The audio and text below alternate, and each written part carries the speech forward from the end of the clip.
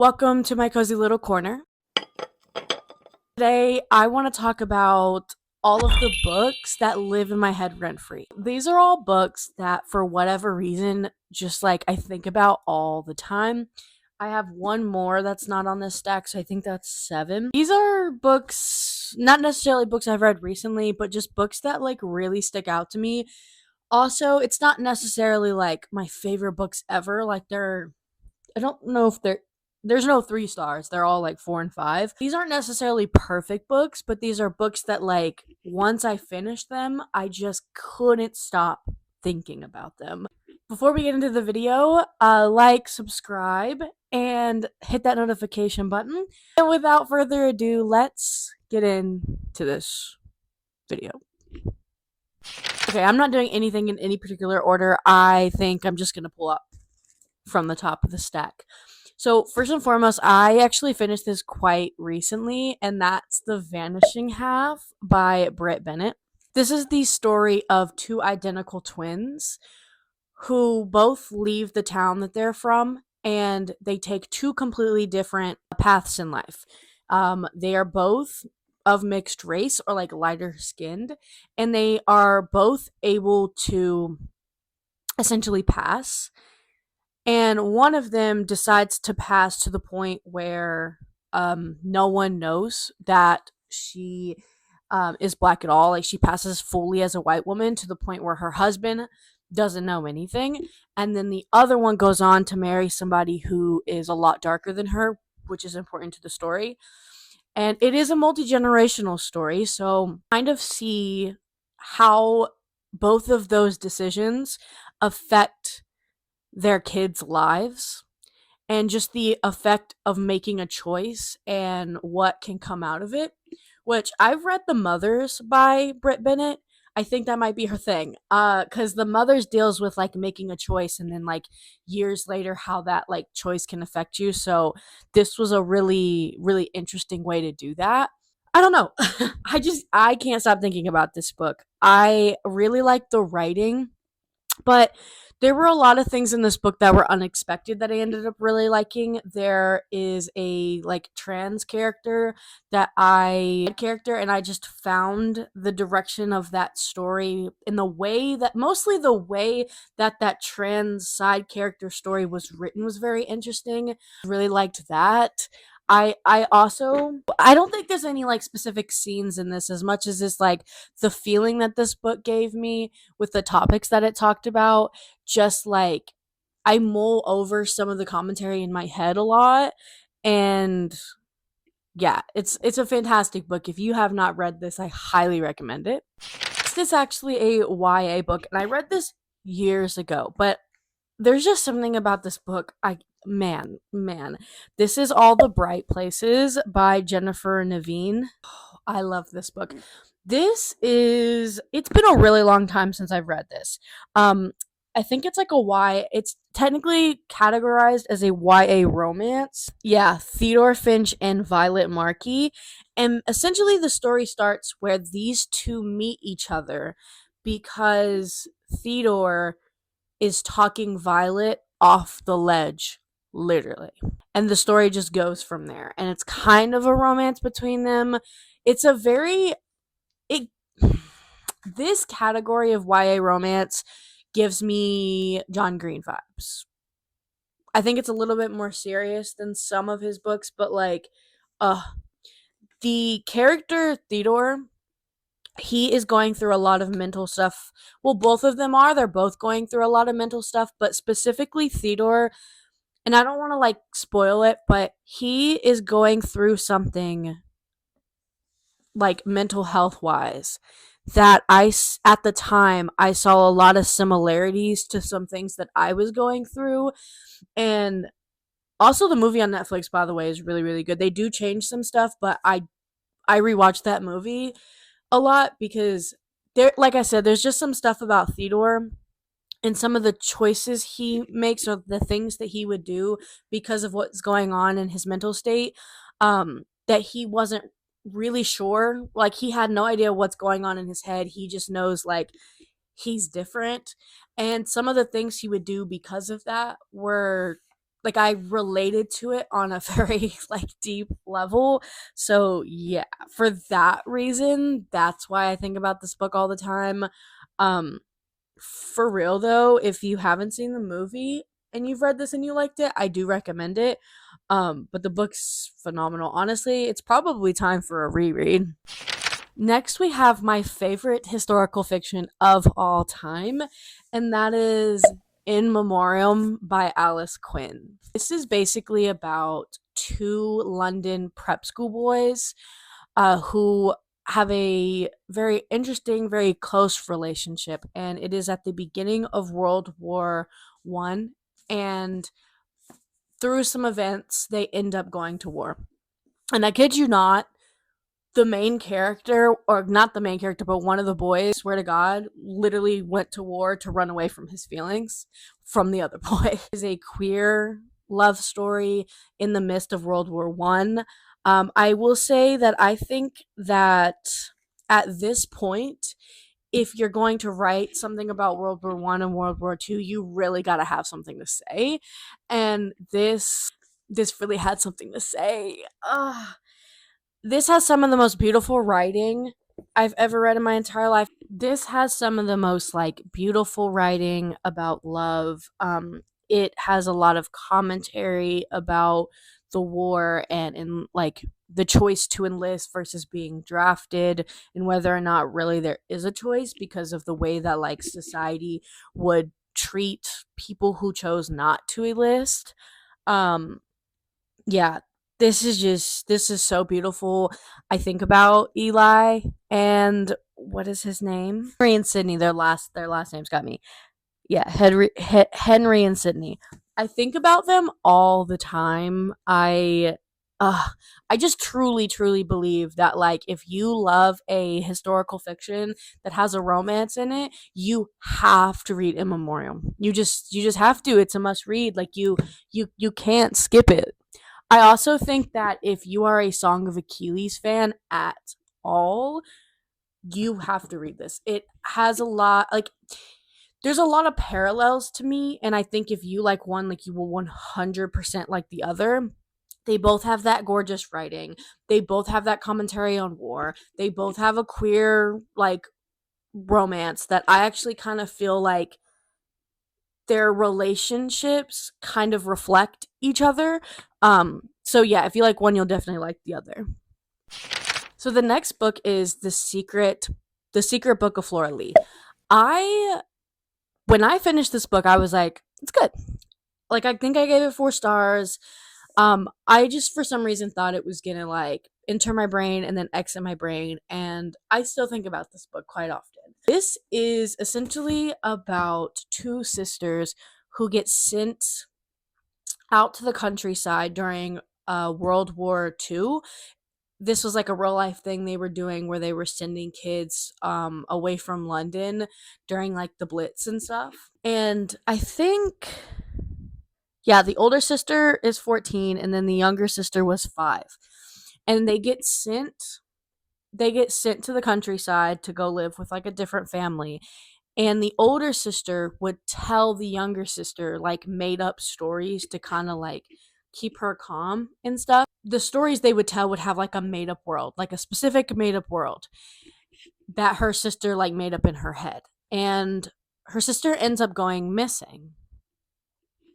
And you flash forward to years later when the older sister is like older and is an adult, and she studies old books, like, or she doesn't study them, but she like works in a bookshop, so she gets like um new books. But I think her like thing is like vintage books. So anyways, she gets a copy of a book, and the name of the book is The Secret World that her sister that she told her sister. And the only people who know the name of this world or anything about this world is her sister and her.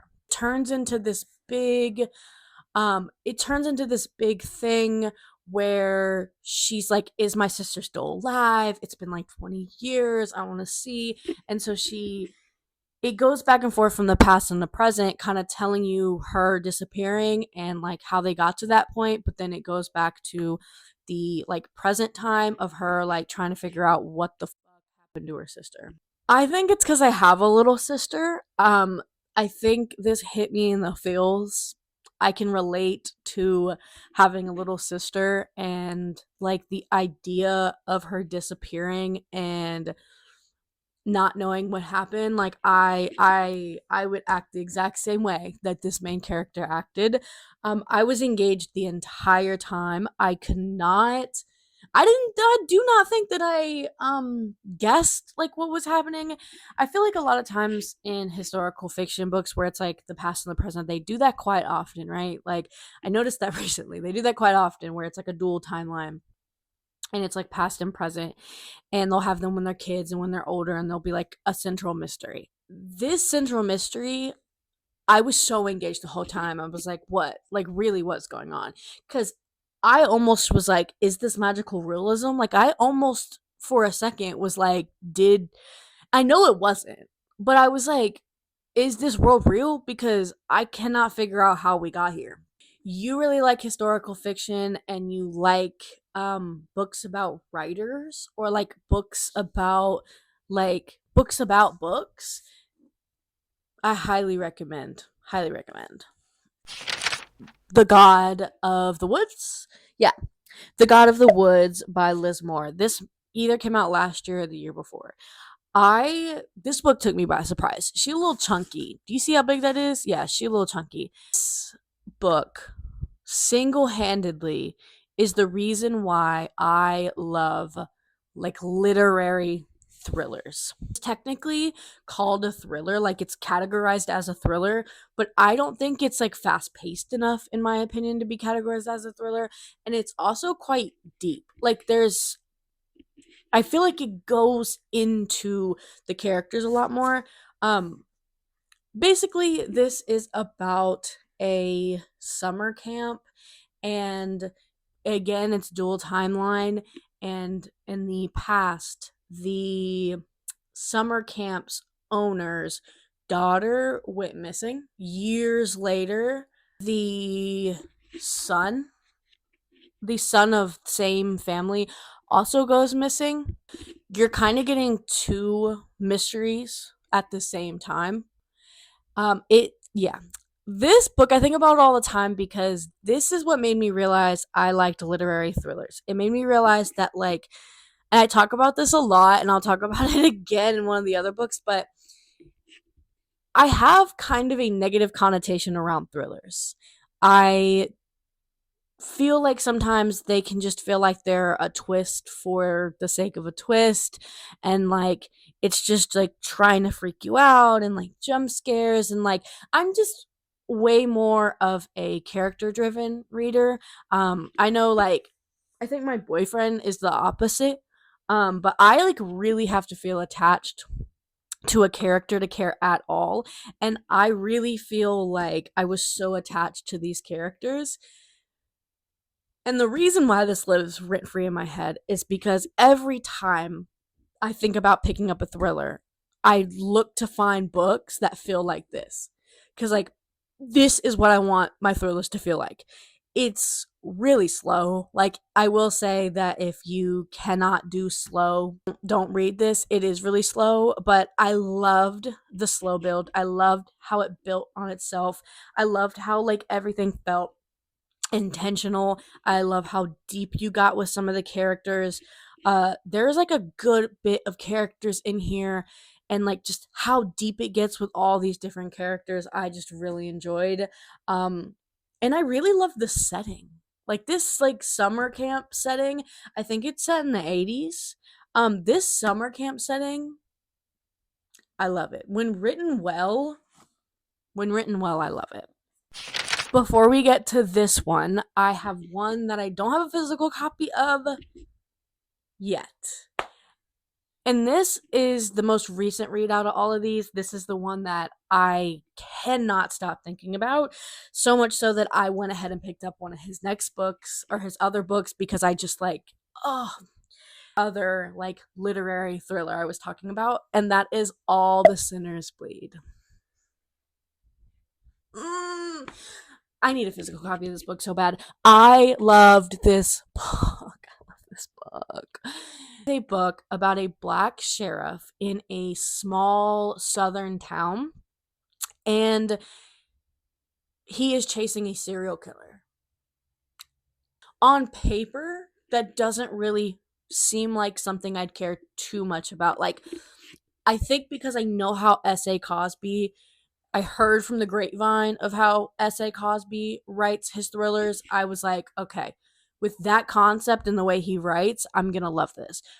But like, if this was just a regular thriller, I'd probably hear that and be like, it sounds interesting, but I don't know. Like I said, I don't tend to like twists for the sake of twists. Like, everything needs to feel not deeper because it that sounds so pretentious, but like, I just really am a character driven reader. Like, I need to care about the characters. This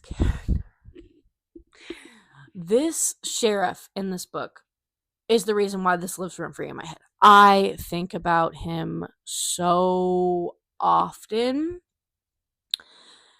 The nuances that S.A. Cosby talks about in this book, the way that the town, both the black people in this town and the white people in this town, feel about him being a sheriff, how he can't win either way. Like, S.A. Cosby really goes deep with that, and there's so many things that I wouldn't say that I never thought about before, but I will say, like, it made me think about these things deeper.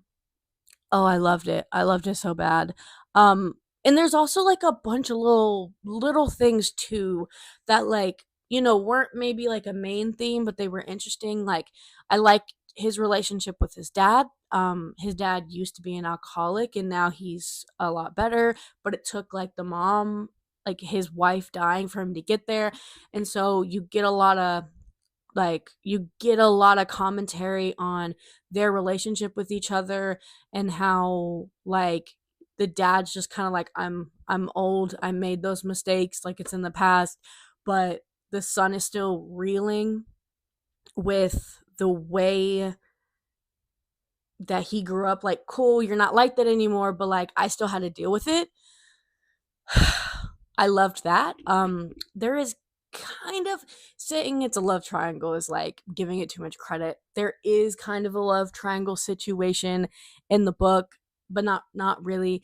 And I liked how it was talked about. I liked the things about it. I have to keep that very vague because there's not too much in that, but it is like very interesting. The book is very gruesome. I will say S.A. Cosby does not shy away. This book is extremely gruesome, and if you don't mind getting spoiled a teeny bit, check your trigger warnings. This is very heavy. It has to do with violence against children. Um, it doesn't go into too much detail on what that violence was, but it doesn't pull any punches really with some of the stuff, and it's very heavy. I could see someone having to like take their time with this book. I, for one, read it in a day and a half. I did read it on audio, by the way, and if you read audiobooks, S.A. Cosby's like audiobook, he has a dude who does all of his audiobooks. I'm gonna put it right here. And he has such a smooth voice. And also, for some reason, it's perfect. Like, I genuinely feel like that man was made to read S.A. Cosby audiobooks. Like, he sounds exactly how I feel like his audiobooks feel, if that makes any sense. Love that book. If you like thrillers at all, highly recommend it. It is heavy though, so check your trigger warnings. So any excuse to talk about this book, the very last book in this video. Also, let me address this first. I have very sensitive skin. If at any point you see red marks on my face, I literally went like this and it turns beet red. It's just how I am. Anyways, any excuse to talk about how good this book is. Genuinely, this is my favorite book of all time. I can't see anything topping it. I love this book so bad. And that's why it lives rent free in my head. Demon Copperhead by Barbara Kingsolver. This is my baby. Um, this is my baby. This is my favorite book of all. Obviously, this had to be on this list because it lives in my head rent free. I think about Demon all the time.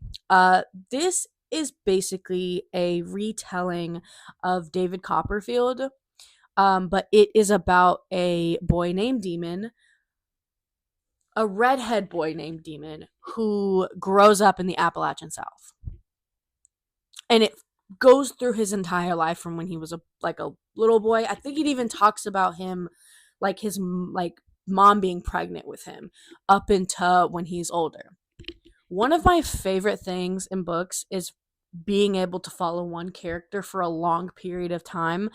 I love perspective changes, which this has, because you start with him being like really young and you follow him for so long that by the time he's an adult and he has to deal with some of the similar things that he dealt with as a kid, his perspective changes. His perspective changes a few times. Um that's one of my favorite things about that. The other thing is environment and the choices that they make can affect how their life goes on. That's like, yeah, perspective and like choices are my two most favorite things about like a book having one character for a long period of time. And this just does both of those things so insanely perfect. It's pretty long, but to me it never felt long and I felt so attached to him. There are scenes in this book that definitely live rent free in my head, but I just think like you get so stinking attached to Demon that you feel like he's your family and you just want him to be okay and you want to keep reading because you just want him to be okay. And this book made me laugh. This book made me cry.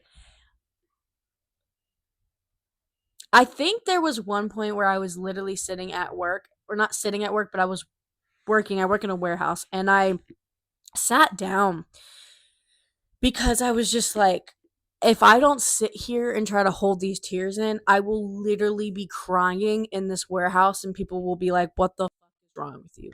So, yeah, there's that. If you like literary fiction style books that kind of tell you about one person, I highly recommend. This has commentary on the Appalachian South. He grew up pretty poor. It talks about addiction. It talks about poverty, the foster system. He gets put in the foster system pretty early. The commentary on the foster system is amazing. Yeah, all of those things. I just love Demon. I just love Demon, and I hope one day this will get turned into a mini series because I could see this being so insanely good as a mini series. Those are all of my books that live rent free in my head. I would love to know what books like you think about all the time. I'm sure I could have put some fantasy books on this list, but when I was making this list, these are the books that stood out to me. I think I might do a fantasy version of this if you guys want to see that. I feel like my two sides of my coin, like I love fantasy, but I also really love like general fiction. Like historical fiction and lit fic are like my two favorites. So I feel like my brain splits them on accident. I don't tend to, but it's like when I start thinking about one, I forget about the other. So I'm gonna do another version of this as fantasy and sci-fi. Yeah, I will see you next time. Bye.